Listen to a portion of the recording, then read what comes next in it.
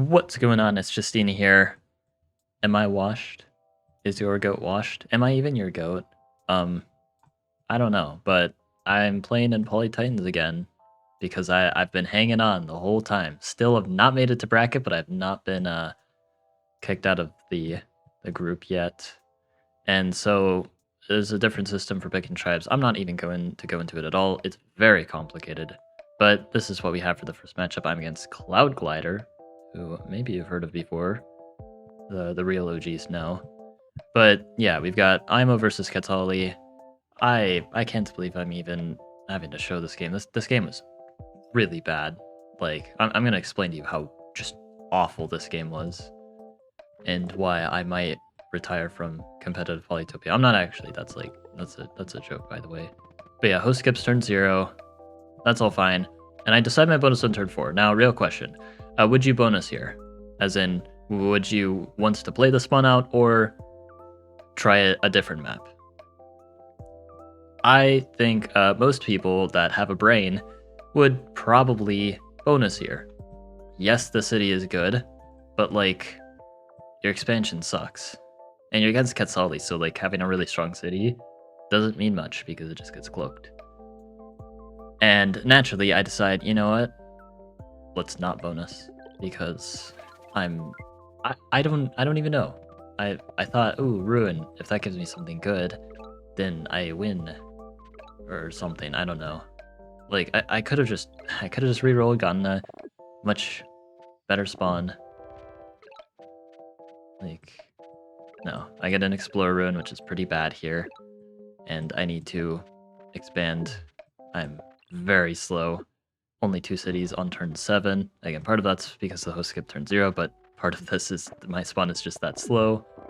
Vet Sword here, which is not very good either. Like, this is just all around bad. Like, what am I thinking? And you might think, okay, so then I just get steamrolled because I decide to play a bad spawn. But no, there's more than that. There's a pretty big tribe diff here. Like, Imo's way better than Quetzali on dry, so despite everything, I still have chances. And I'm gonna be able to play some defense, keep these villages contested and protected. Hang on to things, you know, lots of rider spam on dry, and we're both kind of standing back. He stands on this village, which doesn't work at all. And I go, nice rider bounce there. But another thing that's kind of happening while this is going on is I'm spending way too much time on my turns. Like, these turns aren't exactly complicated. Like, it's kind of early in the game. I also wasn't doing the animation skip of the Explorer for some reason. I just decided not to. But like, these turns aren't difficult. And then suddenly I'm realizing, wait a second, I have no time banked up, which is very abnormal. Normally I have lots of time banked up. But yeah, now I'm getting some nice connections, getting this Explorer. And yeah, we're still fighting for these 2 neutral villages, but you can kind of see, again, due to the nature of my spawn, I am just getting super out expanded. I can at least take this ruin from them. That's pretty neat. I decide upgrade, grab lighthouse, and next turn I'm getting a giant via road connection. But yeah, you can just see I'm out expanded. Pop, that's pretty good. But yeah, this position is not the greatest. I get climbing to see if Smithery is good, which sure enough it is. I get a nice push. Now I'm like kind of starting to lock in. I realize like, oh my goodness, I've been clowning around for the first 10 turns and I didn't bonus for some reason, and now I'm stuck here in this position, which you do not want to be stuck in. But now I have to play this out and try to win. Math dropping down, so oh boy. I can at least get this nice siege. And I decide here to play it very aggressively, which, in retrospect, I don't know why I stepped on this village. This is just pointless. And stepping on this one too is also a bit questionable. Like, they might not have riders in the fog, but I mean, you can see at a bare minimum if they use this rider. Wait, actually, no. Yeah, I literally, what am I doing here? Like, this is just nonsense. I'm getting the villages anyway with the giants. Why am I wasting 5 units? I mean, these sieges aren't a waste, but I guess 3 3 full units. For what?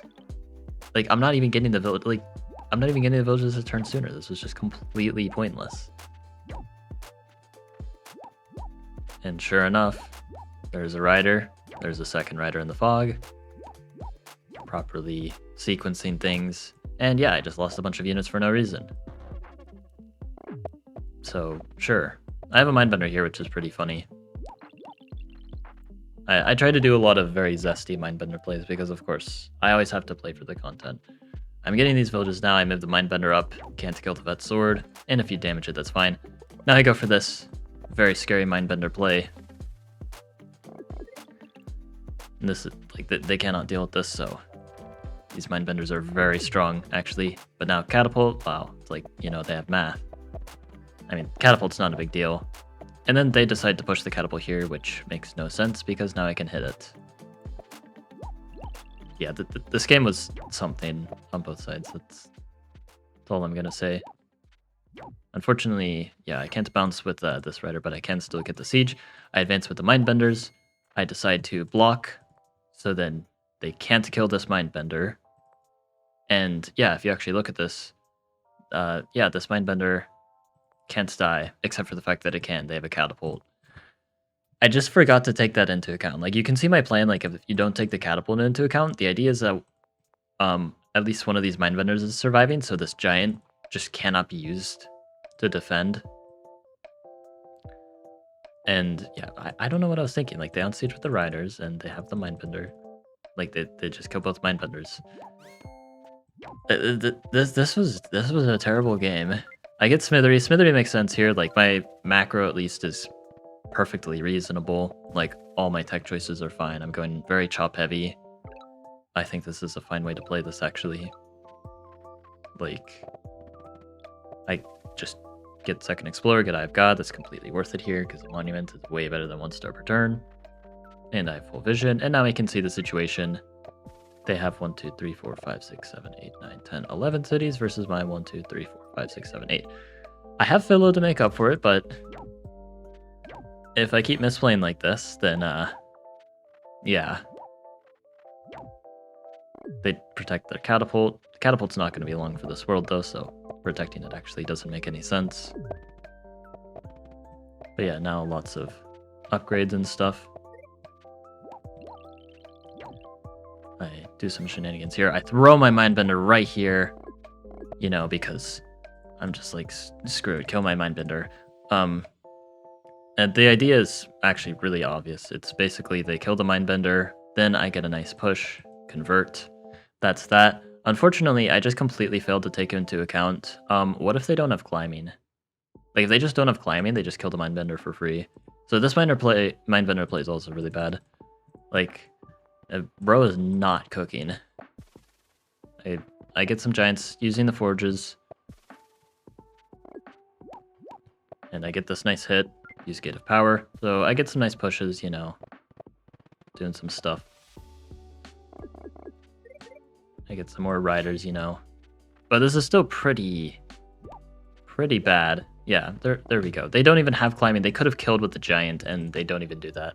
No need, to be honest. Getting some more Catapults here. More Sawmills, more Giants. I'm trying to advance and pressure into their Catapult. I get the nice Siege. Mindbender heals. So this Mindbender is at least pretty good.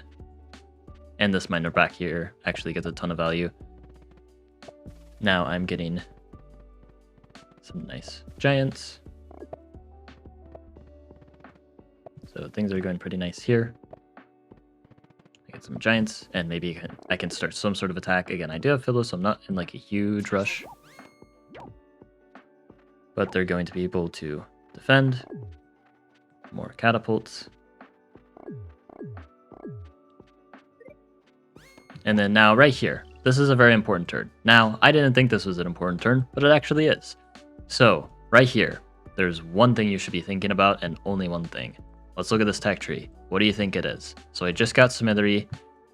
I just placed in Forges. I have this level 2. I can place this, which will be a level 3 after this. you know, I'm kind of spelling it out for you. I have a level 8 market. Just straight up. I just have a level 8 market. And of course, naturally, what I do, seeing this level 8 market,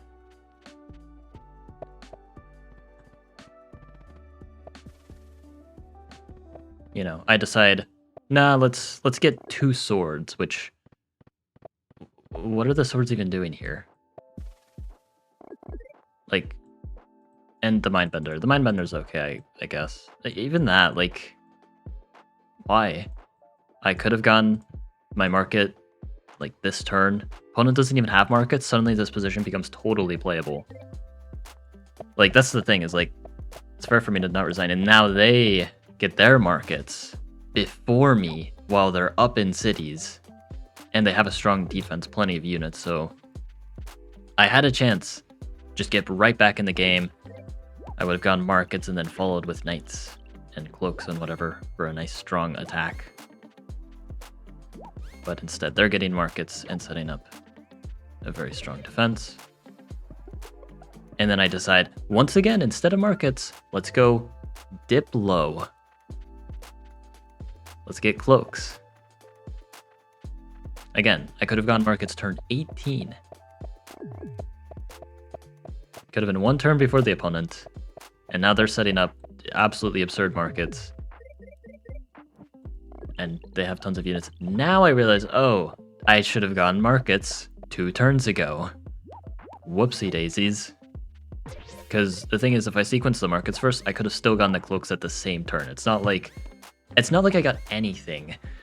Like, I just literally forgot I could go markets. Like, I had Smithery, and I'm like, obviously Smithery markets aren't that good, but like, sometimes they are. Like in this case, I just have the level 8, and then I have this nice level 5 too, and I can get some other markets, which will be decent. But trade is like dirt cheap, so it easily pays off and gives me tons of stars. Now, Cloudus Knights, and I can finally get the cloak chain going. At this point though, I'm kind of just dead lost. Like, they have knights, they have markets already, and I don't even have knights myself. I do blunder like a knight chain, and Cloud doesn't see it, which was funny, I guess. But all to say, like, I'm completely toast here. I get a cloak chain, but it doesn't matter here. Like, they have markets, it's not going to hurt them enough. So things continue to happen. Eventually, they just have too many giants and knights and catapults and everything. And I lose. Yeah. Truly the game of all time. Like, I do not know what I was thinking with this one. I cannot explain rationally, like, what was going through my head. I don't think anything was. But, anyway, I'll go ahead and cut to the next game of this set. Alright, so this time, Chinji versus Omaji. Which, based on how the tribe picks were, I was kind of expecting this matchup. And yeah, one important thing, though, when playing competitively, you always have to bounce back. Whenever you have an absolutely horrible game, you just have to pretend it didn't even happen. Like, just don't even acknowledge its existence until you're done with the set. Because if you dwell in the past and all that, it's going to cause you to play worse. So I just decided to forget what just happened there and play a good game with Omaji.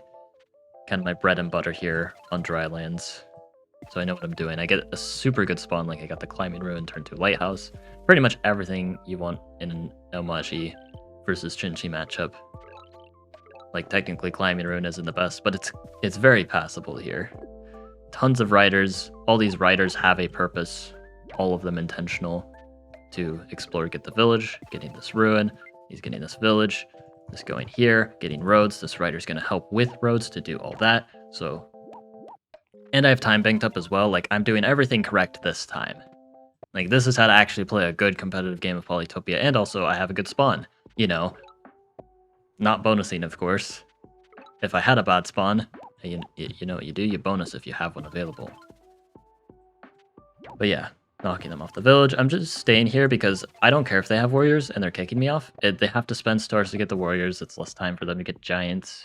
And it is wasting their units. I'm fine trading units, even if it's technically a bad trade. And then I get a pop ruin. And then I get a pop ruin. And this is just, it's just GG's. You can see it play out. It's not even remotely close at this point. Explore, thanks to climbing, it's going to reveal lots of fog. Grab me the northern lighthouse. And that is going to give me even more yummy population for my capital. Like, the fact that I have the same amount of giants as Jinji on turn 9, except I actually won't have the same amount of giants on turn 9 as Jinji. I'm going to have more. I'm knocking them off the village once again. They only have 4 cities on a normal dry lands. Their density's not even that bad. I mean, there's like some weird gaps, but like I have the same kind of gaps, actually, arguably worse. But yet I've done stupid ad expansion, and part of that is host kept being turn 0 playing as away this time. But yeah, I have 2 giants, 33 star per turn, just absolute ridiculousness. And, you know, classic Jinji stuff. Cloud knows how to play Jinji, but unfortunately it's not going to matter here. Meditation Ruin, why not? I spam a bunch of units once again, not going for farming yet actually, because I'm going to wait until I open these ruins. Because if one gives me farming, then yeah, I get strategy. And then I decide, I see a resource run, let's go Philo. Because Philo actually just annihilates Amaji, or it annihilates Jinji here. Super good support for my riders, and it's countering their giants, like, sure, why not? And it's for the content, right? Like, I have to use funny mindbender plays. But of course, like in this case, I mean, this is so trivially winning, but I'm also not going to throw with my mindbenders. Yeah. I mean, whoa, mindbender placed correctly, supporting my giants.